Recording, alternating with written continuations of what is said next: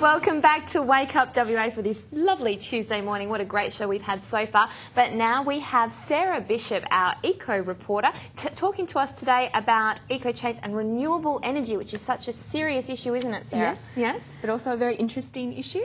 Okay, so tell us, first of all, tell us a little bit about what is renewable energy first. Okay, so renewable energy is any energy source that comes from natural resources. So the most common ones are wind and sun, but there's also a variety of renewable energy sources, including hydro, tidal power, wave power, biomass. Wave power. Wave power, yep. Which I'm amazed we're not doing that in WA. I'm actually really amazed that we haven't investigated wave power in WA.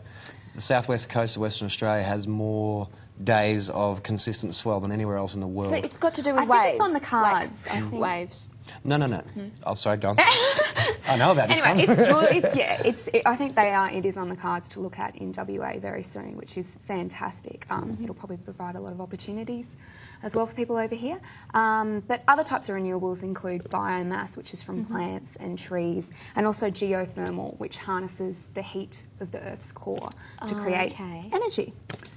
There's been a lot in the news just recently. In fact, I think it was a Morgan Gallup poll yesterday, day before, was released showing that most Australians feel that if we were to open up any new power plants, it should be renewable energy. So no more coal plants.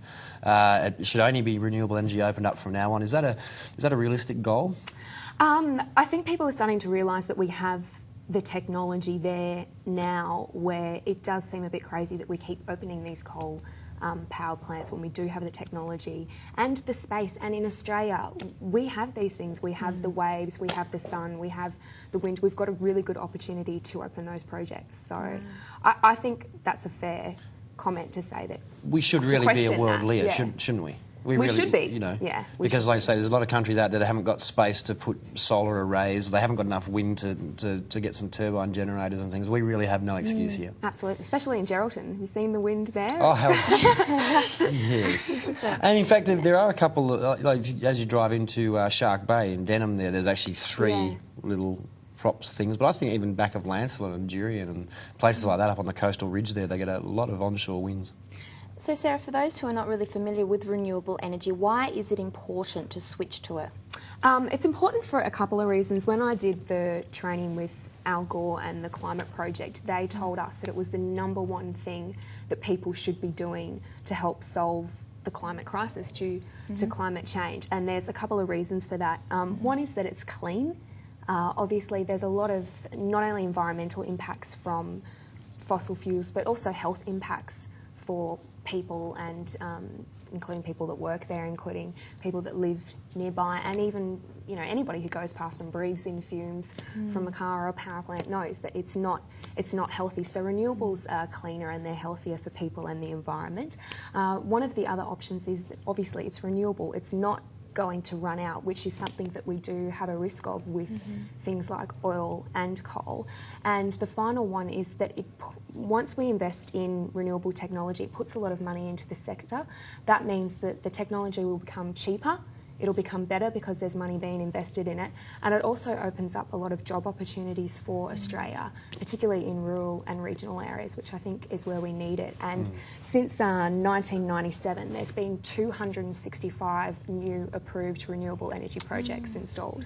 So it's a fast-growing industry and there's a lot of opportunity there. How does WA currently sit? Because as much as the whole world picture is really important to us all, but how is WA sitting as far as taking on this renewable energy, and then leading into that, how do we make that change? Well, unfortunately, WA, we're probably the worst state in Australia in terms of people actually signing on and switching to renewable energy.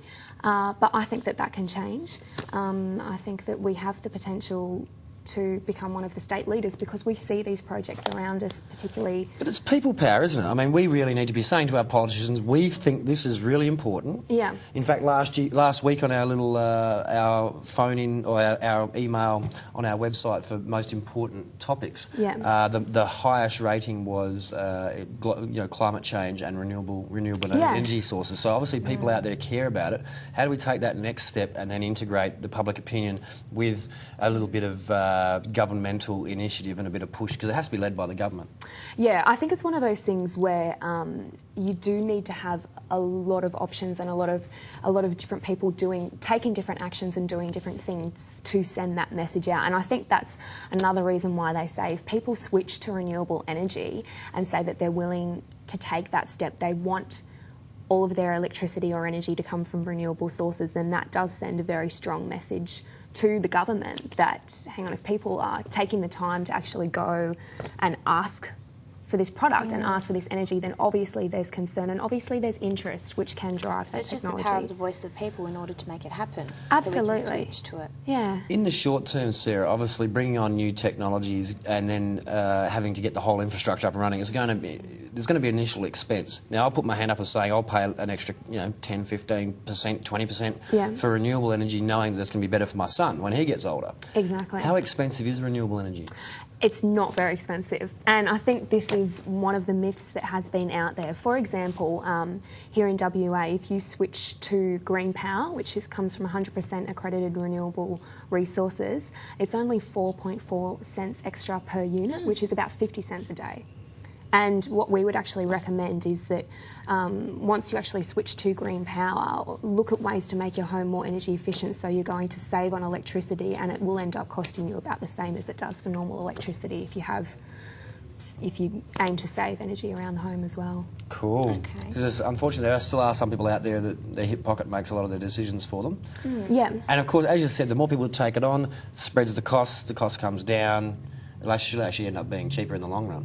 Yeah, and for example, we heard about a group of people in southeast Queensland who actually banded together and put out a tender to install solar panels in their home, and they got a 25% discount by going together as a group and going to the providers and asking for a discount. And so there's plenty of options for people to do that. Great, so let's just say we did decide to switch to green power. Just quickly give us a couple of suggestions as to what we can do in our homes to save energy and therefore also save money.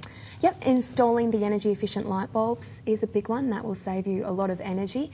Making sure all of your appliances are turned off standby, that can save you roughly 10% on your bill there. Another thing is, if it's not being used, don't leave it on. That includes lights, TVs, computers, etc. Yeah, and the other thing is become a bit more aware about how much energy your appliances use.